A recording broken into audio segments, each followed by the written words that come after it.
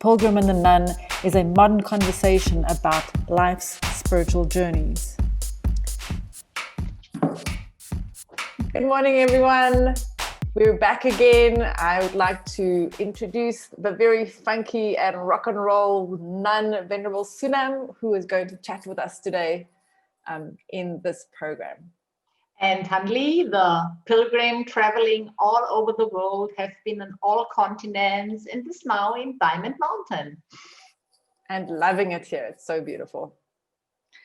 So the topic today, my story is that I have been trying for the last couple of months to not use my smartphone when I open my eyes in the morning, because it's so easy to wake up and just reach over and grab the phone and start checking emails, because we are working in different time zones. For a start, I'm always curious to see what's happening and to speak to my friends and my family, because very often they're sending WhatsApp messages. And I've been somewhat successful for periods of time, and then not so successful after that. But I'm quite curious to try and understand a bit better, why is it so important to be careful with smartphones when it comes to meditative practices?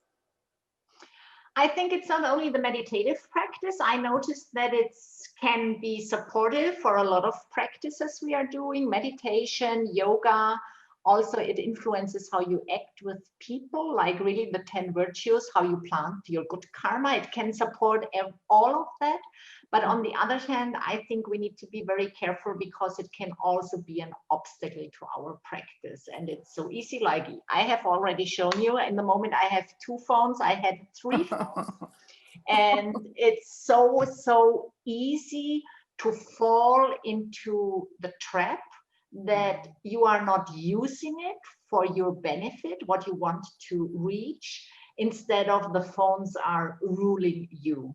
I know exactly how it feels. So I had the same, since we are working over time zones. For me, it's so hard in the evening when you guys are getting up and in the middle of the day. And then I really need to really on purpose say, okay, now I'm shutting down all of it, and I need to have 1 hour without digital things before I go to bed, because I noticed that my sleep is highly influenced if I don't. Yeah, that's very true. I think lately I've also realized that as I'm getting into bed, I'm still, going through things, and I really have to stop that, because it's not conducive to good sleep, the blue light as well. And I learned researching for this session today that it's called missing out. So I think that's really, the biggest obstacle, that we are even able to put it away for 15 minutes or 30 minutes. Is it FOMO, right? Fear of missing out. Fear of missing out, yeah. Yeah. But what's going to happen if I'm not looking? Someone's going to have fun, and I'm not going to have the fun with them. Yeah. But let's start with meditation. I think it's beautiful. There are so many great apps out there which really help you meditating. I love the one which has, where you can put in, there's a gong in the beginning, then there is another one after 5 minutes, and another one after 10 minutes, which helps me just to proceed in my meditation. Okay, now I should been done with the preliminaries. Now this is the main part of the meditation. Okay, now I should start with the close. I love that, for example. And I've also, in the beginning, when I was at Diamond Mountain and volunteering, every morning I would get up and listen to a little bit of music, and then use a meditation app also to make sure that every day I got in my 20 minutes before I did anything else. So it can be used, but it does require quite a lot of discipline. To just do that and not quickly go check something else. Yeah. I found it very interesting. I read a study which said that even your phone is in flight modus, and it's in the same room, that your concentration is influenced. It's very interesting. And I can tell the story when I did my 3-month retreat. I shut the door, I disabled the clock, and then I shut down my internet router, and I turned off my 3 phones. Mhm. And something inside me made, I could literally hear it made. Mhm. Mhm. And that's how I really, with my body, experienced that there is a part of our brain which is constantly checking, is there something on my phone, even if it is in flight mode. And so I would really highly recommend, if you are sitting on your meditation cushion, really turn it off. Just get a real old-fashioned clock to do your timing, right? Yeah. Yeah. No, I think that's a really good idea. I like the idea of putting it in a different room as well, because I do think if it's within arm's reach, the need to to think about it the whole time is much closer. Yeah. And I think also what I have to struggle with is not to reach for it before meditating. So I think that's very, very important. Yeah. Because if we don't use this calm mind, which we have normally after getting up in the morning for meditation, we really have to struggle so much more in meditation. If I read my emails or my text messages before I'm meditating, the mind is already somewhere else, and you just have to struggle more and more to get it back. Exactly. So the suggestion would be to take the phone, to put it in a different room altogether, to not look at it. So maybe have a real old-fashioned alarm there, put the phone in a different room, get up in the morning, do your meditation, and then walk to the office or walk to the kitchen, wherever you've left your phone, and then check it. It's an idea. I'm going to try that tomorrow morning. Yeah. Good. Next one, yoga. I love yoga, and there's so many classes out there which you can really watch. You just put your phone in the front of your mat and everything is fine. I really love it. The negative side in yoga, if I'm getting somehow addicted to do only classes with a teacher, it also draws my attention out of my body and out of my mind. And for me, I love meditative stretching yoga. So for me, it's also an important part of yoga to be in my mind, to be very aware of my body. And I think it takes away the chance to experience what is going on in your body, what does asana to your body, to keep the focus, because yoga is also a part of meditation. You need to stay focused, you need to stay on your breath. And if I have a class with a teacher, then it's not exactly the same. Yeah, I think for me, I've used the yoga classes, the online yoga classes and videos to learn some things, but I very rarely use it as part of my yoga practice, which is very interesting. I don't like having the visuals when I'm doing the yoga practice. So if I need instruction, I'll listen. So I'll put it on and put it away and just listen to the instructions. But very often I'll just go in the morning and stretch quietly. And it's true, then I'm much more reflective when I'm not having to follow someone. But I do think that if you want to learn something, it might be useful. Yeah, sure. Or sometimes in the morning, if you don't feel like yoga, it's much easier if somebody is talking you through the class, if you don't have to bring up that energy by yourself. So that's true. That's true. Very good.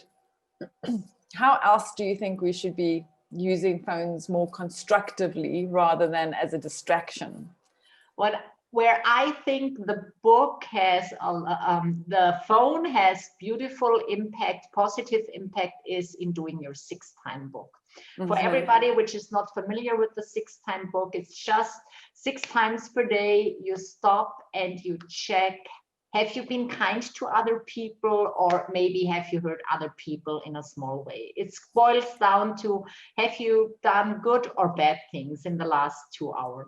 And I think there the phone is so beautiful. You can put your alarm clock 6 times a day. You can use one of these book applications, and then you just mark what you want to check, and you don't even have to write it down yourself.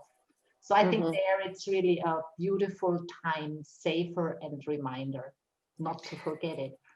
That's very true, because I mean, we check our phones 150 times a day anyway. So that's just another way of maybe using it more constructively. Having said that, I sometimes think there is something about writing something down that's a bit more reflective. And I think both are useful, but I think sometimes when you write, you think a little bit more reflectively about your behavior and how you can remedy your behavior as well. Because it slows you down a little bit as well. So maybe the phone is good when you're not able to do that, but maybe you should be focusing on rather trying to write and using your phone as a backup. I totally agree. I would, for example, in the evening when you do your daily review, I would always do that with a pen and paper. But maybe that's because I'm a little bit older.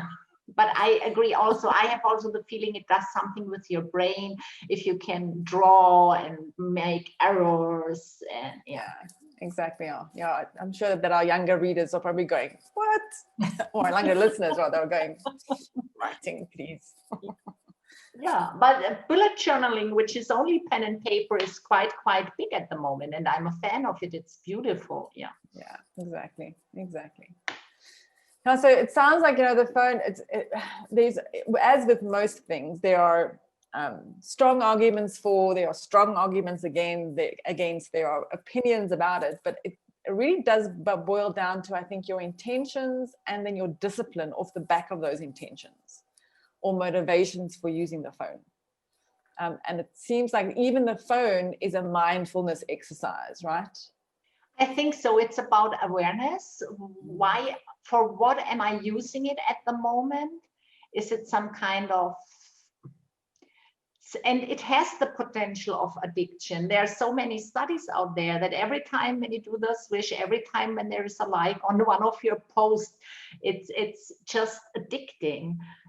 And that's why I think we need to be very aware for what we are using it, and maybe also check. You said there is a timer out there, how much time you spend on social media.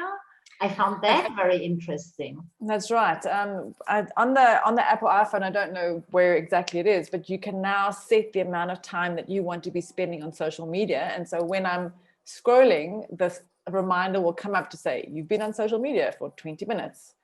And then you're like, oh, okay, that's enough. And then you can just close it down. So it is good, because I do find that sometimes it's a bit of a rabbit hole. And if you don't have something reminding you, it's like an hour and a half later, you're still, going.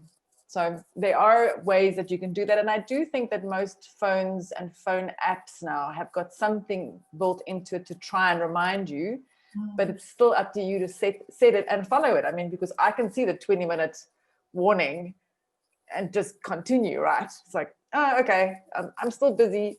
So it is a discipline of, again, understanding the impact that it has on you that's negative, and reminding yourself and being mindful of using it in a positive way to enhance your life and your practice. I think the time limit, time boxing is quite good. I do that for a long time. So I have half an hour per week for Facebook. That prevents me to dive into this rabbit hole, because it's still something like it's only half an hour, so you better go ahead and don't follow that rabbit hole. And I do the same with YouTube. It's just, you know how it is, you start with one video and then there are these nice suggestions on the other side, and if you limit yourself to a certain time, and it's okay, sometimes you have to look around and you have to watch the latest cat videos. I'm a fan of cat videos. Sometimes you have to give yourself this relaxation and that fun and laughing, but to limit it time-wise is for me the key to have it under control. I agree. I think for me it's harder in terms of work, because I tend to be more in work mode than I am necessarily in social media mode. And so I've tried to make a rule that between 12 o'clock on a Saturday and 12 o'clock on a Sunday, I minimize as much as I can any interaction. If we have retreatants here, I have to keep my phone with me.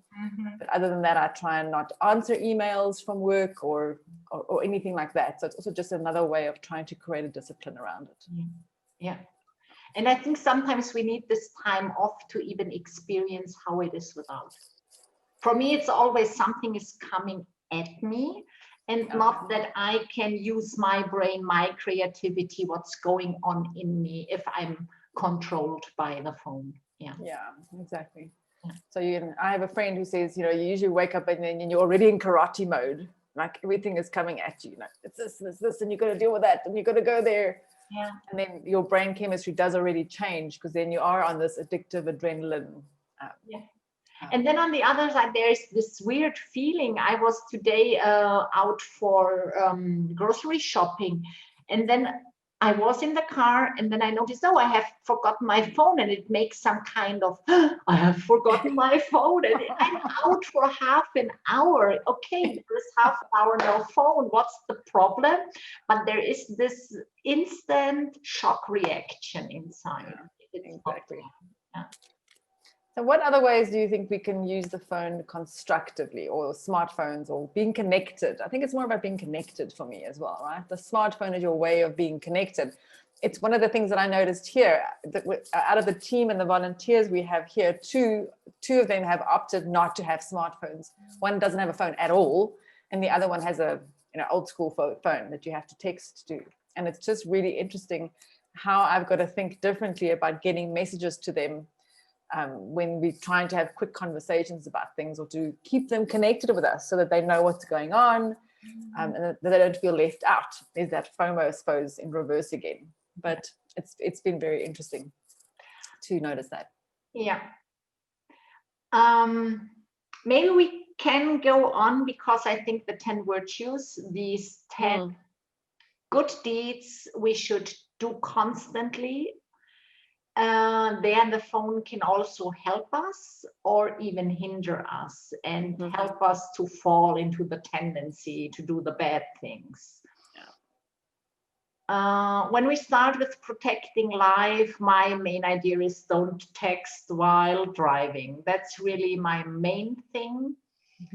And also, if you are sitting not only with the smartphone, also in front of the screen and with your keyboard, make sure that, I think that's also, don't overdo it, and help other people not to do the same. The screen simply has effect on you, on your hormones. That's why it's so hard to sleep if you sit too long. So encourage others also to maybe do a digital detox, and check yourself if your posture and other things are influenced. So if you're sitting in front of it, take care of your own health and also of the health of others.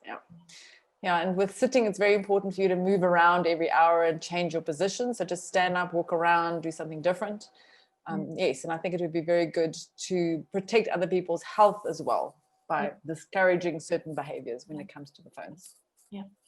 And the second one, that's one of my favorites, is respect other people things. And I think everything is now available. And so we forget sometimes that there are music, there are pictures, there are movies which are not like copyrighted, right? They are copyrighted. And yes, I have been on YouTube as well and tried to find a movie, and then I watched it, even if you saw that there is somebody with the phone sitting in front of their screen, that it's not the best quality. And I think to be very careful there is so important, that you really, if you use music, please use it licensed. If you watch a movie, please use it licensed. It's much easier today. There are so many portals out there where you can really get for a small monthly fee nearly everything you want. I think the only thing is pictures. Also be careful with pictures, but there are also beautiful things out there where you can get free pictures. And even in Google, you can have, if you go to the search filter, you can even check mark that only free pictures which are not licensed are shown. So I think that's very, very easy to stick there with the good habit not to use copyrighted material without paying the license. Yeah, exactly. And that goes for music as well, because we found royalty-free music that you can use even. So there's definitely options available. So there's no reason to go against copyright. Yeah. Hmm. The third one, respect other people partners. I think Hanli, you shared a story with me, which I really, I think is a good example for it. Yeah. Yeah, I think it becomes easier to have these connections, emotional connections and affairs with other people using your phone rather than maybe 20 or 50 years ago where that was not an option and you had to be much more careful about how you went about it. And so I do think it's much more tempting for people to do that, but you also have to be very smart so that someone doesn't catch you, and so that it becomes a very tricky space altogether. Not only are you having an affair or connecting emotionally with somebody else, but you have to be careful not to be lying off the back of that, which very often goes together. And so it's a little domino effect with all these behaviors that we're trying to practice to be better human beings. So it's a tricky one. Yeah. The fourth one, speak truthfully. I think most of us really have learned to very quickly decide when we read something on the internet to figure out we have some kind of inner compass if we believe something or not, or if we double check the information. I find that interesting that this is a very, very strong skill we developed with having all the information available, the daily news, whatever is posted out there. And on the other side, I noticed myself that if you put pictures out there, when you post something, it's so easy to make it a little bit nicer than it is in real life. And I remember when I saw these young girls, how they do their selfies, I found it so interesting because I have never learned it. I'm not interested in it. I'm a nun, so it doesn't matter how I look, but I find it interesting that they have developed this skill and they can do that in 10 seconds and you see the picture and you don't even recognize the person. Yeah. So this making everything a little bit more beautiful than it is in real life, I think is really a danger there. I agree with you. I mean, I can remember when you and I discovered that there's a function on Zoom that can make you look better. It was hilarious. So we were both like, ooh. Yeah. And I've got an interesting friend. She posted a picture of their family. They have 3 children, beautiful couple. In this typical, like, look at our beautiful family and all the children are relaxed and smiling. And then right after that, she posted a picture, said, this is what happened before and after the picture. And it was the typical family chaos of, children crying and running. And so I thought that was really funny of her to show that contrast between what you would post and what's actually happening in real life behind the scenes. Yeah, I think that shows it so beautiful because I ask myself at the moment the question, is it not speaking truthfully if you only show the good sides and you don't show the real life, or maybe which is not working as good as? Yeah. I think that's worth considering when we put forth our persona on the internet. Another one which I think can really be done very beautifully on the internet is bring people together. It's so easy to recommend things, to say, oh, this is the perfect shop to get whatever you need at the moment, and to connect and link people together. Oh, have you seen that beautiful network? They are talking, and I think that's one of the beauty that you can have this worldwide community. If you are interested in, I don't know, in Cotamundis, then there might be a network which is only talking about Cotamundis, and that's the beauty of the internet. I think you can bring people together. Yeah, that's true. And I know that I've managed to find friends from university that we've lost track with because we're all living in, one is in Bangkok, one is in Canada, one is in Cape Town. And so it's really great also to create those groups where you can keep connected with friends and family. And of course, my family is in South Africa. And so it's a great way to do that and to connect them with other people as well. Yeah. And I think even now in Corona times, we have figured out that we have more teachings. We are talking more to each other in our worldwide community than ever before. It's true. So yeah, that's the amazing thing about being connected and having this technology to connect us. Yeah. But to just be cautious, I suppose. Yeah. And I think the next one, we're speaking kindly and sweetly. I think that's fostered so much on social media. And you have this beautiful emoticons. You can really just support others by being kind to them and say to them, I like what you posted. I like what you say. I like what you do. So I think that's so easy. Mm-hmm. There is a downside on that. Hanli, you said that, I don't know all these expressions. How is it called? Hate? I hate speech. So one of the things that I've noticed an increase in using social media is hate speech, and especially now with a lot of what's going on worldwide. And it's one of the areas that I study, and so we're watching that with great concern, how connectivity and media is used to spread what we call divisive speech, right? Mm-hmm. Harsh speech against other people. How do you react to it?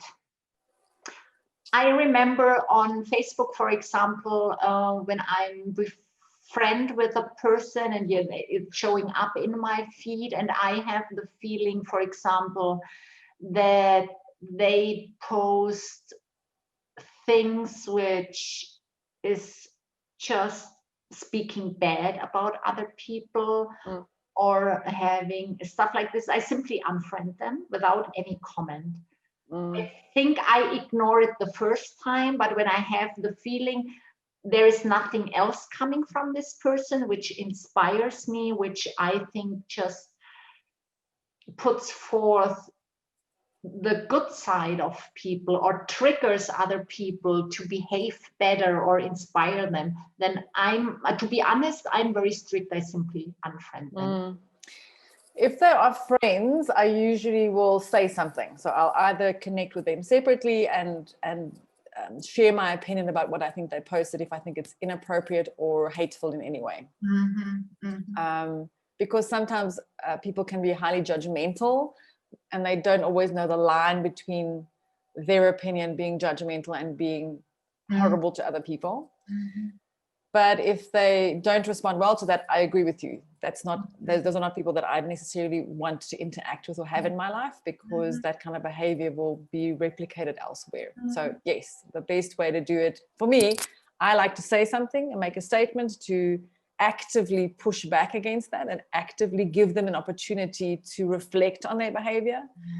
But if they do not reflect on that behavior, then I will definitely unfollow and move away. But I believe that it's important to tell people to stop and think and reflect, because if they do then say, yes, actually, I'm sorry, you're right, that was not a smart thing to do, and retract it or give an apology, I don't have a problem with that. But if they continue with that behavior, no. That's very smart that you double check if they intended to put it forth in that way. That's very, very smart. Yeah. So I think that's for each person to decide, depending on who you're following and who you're talking to. Yeah. The next one is say only meaningful things. You have in mind. Please share with us. Please share with us. No, I'm just thinking, for me, I think it's one of the reasons why I dislike social media, is because for me, there's so much stuff on there that I'm like, I don't know what to do with this. It's nice if people are sharing the meal they have. And I have a lot of friends who are foodies that like to take picture of food. And I don't have any problem with that, because they are sharing something that's a joyful experience for them. And I try and see it in that way. But by the time I'm getting to the 6th and the 7th bowl of whatever, I'm kind of, where are we going with this? Like, how is this adding value? So I think it's about just checking your intention about why you're sharing and why you're putting it out there. And making sure that it has at least some meaning for you, and that you're communicating that meaning to others, I suppose.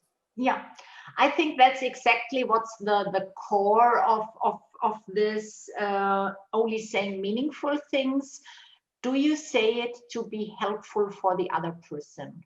So if you share a beautiful, healthy meal, and you hope that you inspire one person to have a beautiful, healthy meal today, then I think it's totally perfect and it totally fits.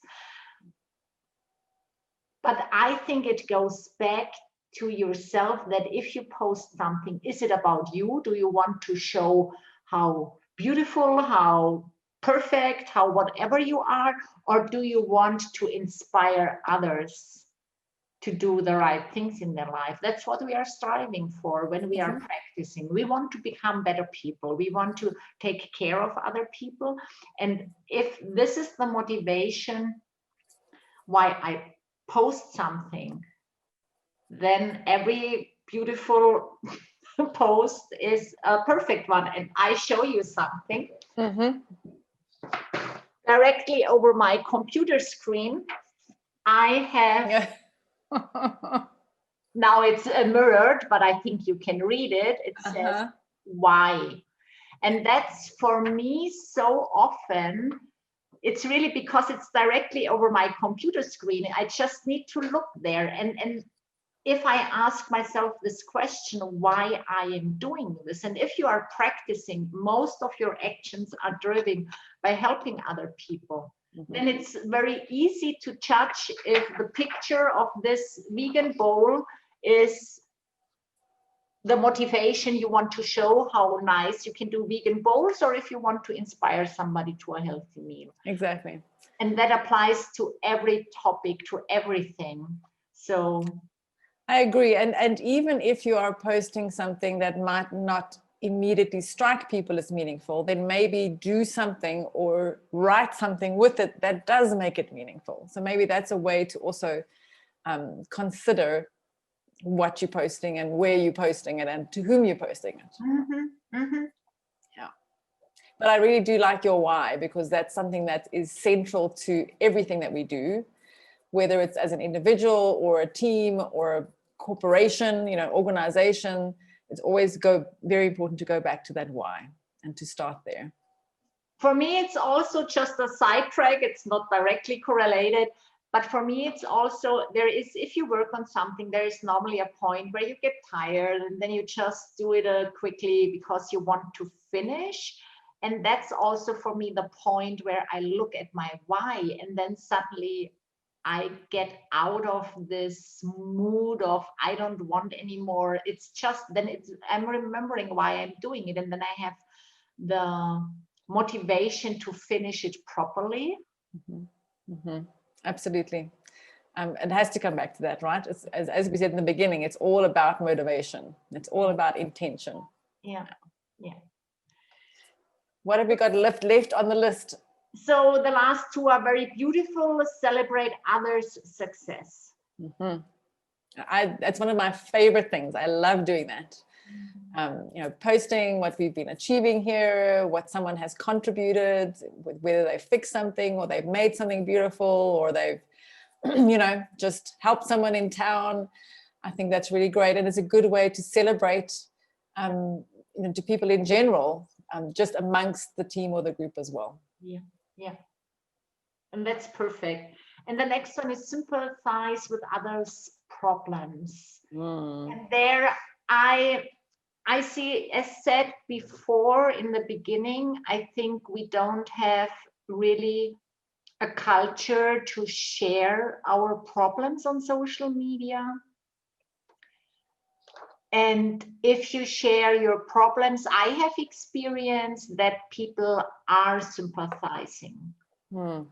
Maybe it differs between different social media, or you need to go to certain social media if you are looking for solutions, if you have problems or want to connect with people who have problems, and really in the sense of that you find help. Yeah, in my experience, I don't use Facebook very much, so I don't really know. Instagram for me is more like mental candy floss, just connecting and chatting and sharing fun things and hopefully meaningful things as well.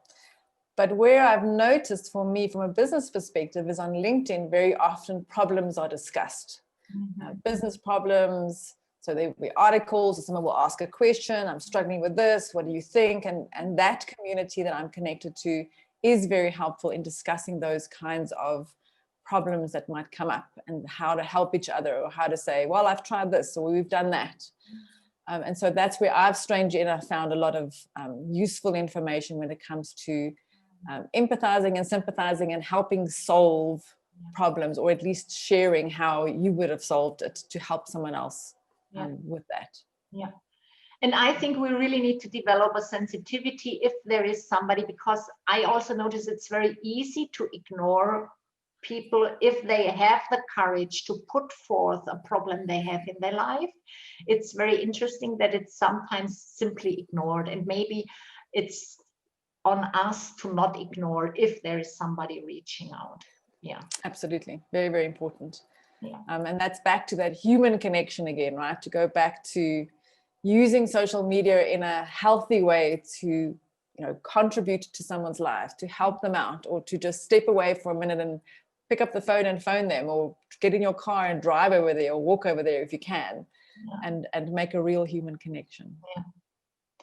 And then there's one other thing which I think is very, very important karmically, is that if we are in a personal conversation with somebody, is it online, is it in person, please put away your phone and give all your attention to the person you are with at the moment.